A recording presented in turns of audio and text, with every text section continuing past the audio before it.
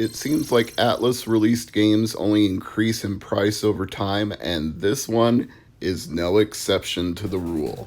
I'm Mr. MegaManFan, and today on the PC Engine Files, we're looking at Mesopotamia. But if you live in North America, you might know this game as Summer Assault, which is a pun on somersault, because apparently the protagonist of this game can actually leap over certain enemies, though God knows how, because I certainly haven't been able to do it. It is a very wacky game.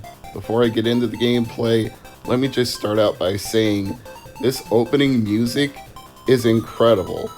There doesn't need to be anything going on. You could just sit here and listen to this. This is like a classic 1980s Commodore 64 chiptune with the SID chip.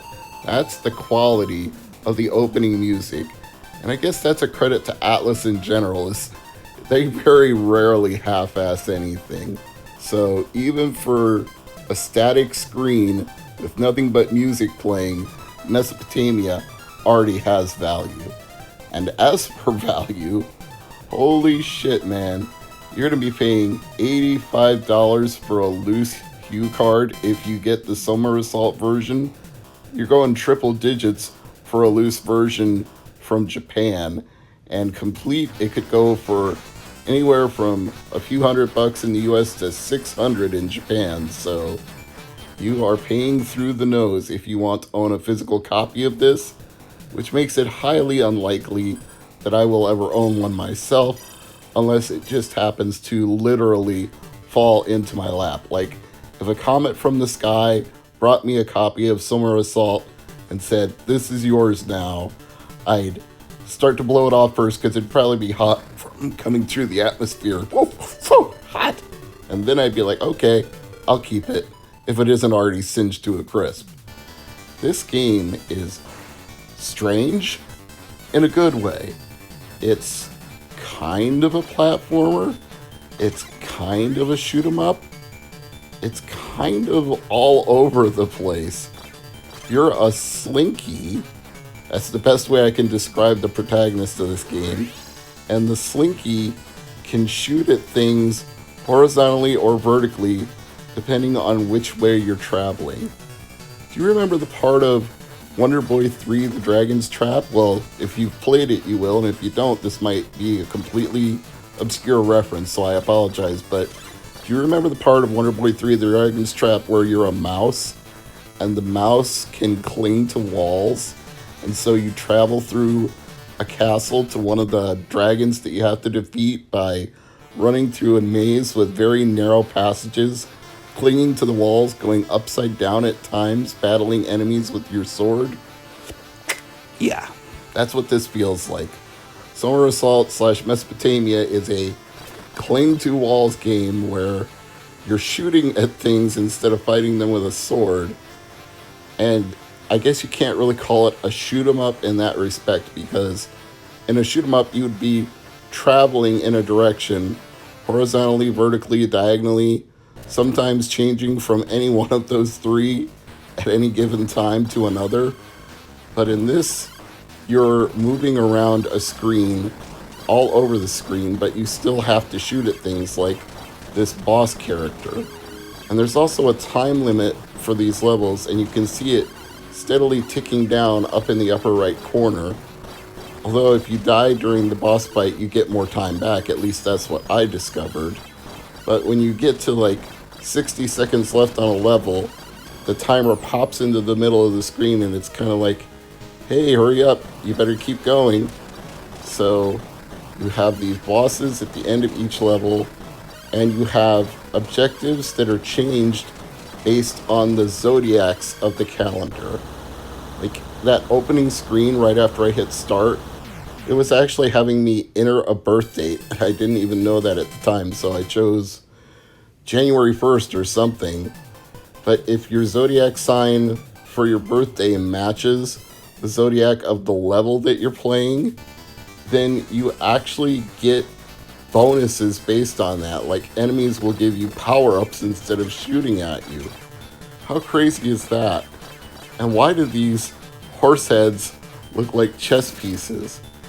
And now this kind of reminds me of Super Mario Bros. 3, where when you step on certain platforms, they extend outward and you can travel on them. Thankfully, they don't retract while you're standing on them, but that's an interesting gimmick.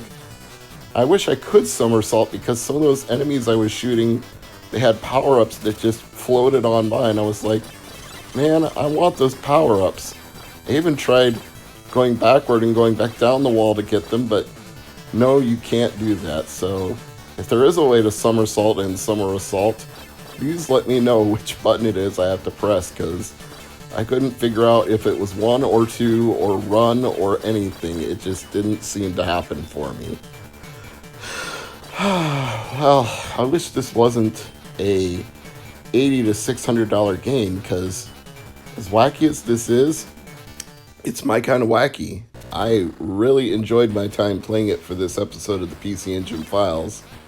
Got to use a definitive strategy for each one of these bosses. Like on this one, you've got to avoid the falling rocks, you've got to avoid the laser fire, you've got to avoid it when it charges at you, and between all of those things, you still have to fire off enough shots to do damage. So, see, there's the timer telling me I've only got 60 seconds left, but if I can't beat the boss, I don't think how much time I have left is really going to make any kind of a difference.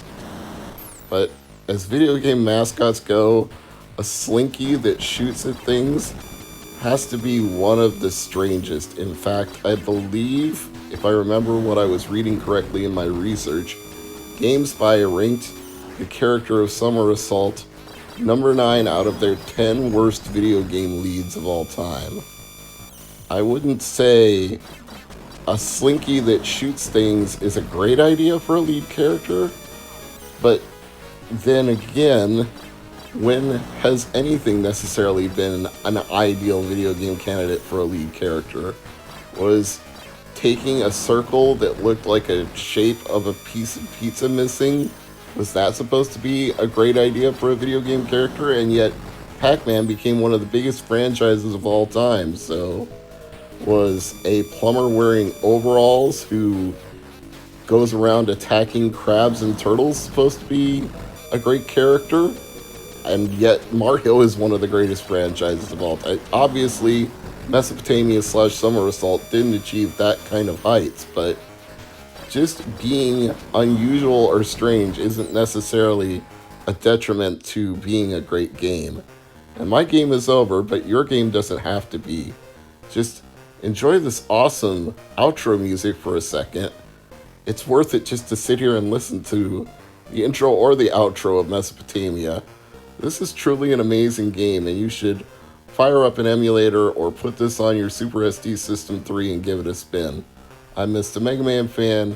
This is the PC Engine Files, and as always, thank you for watching.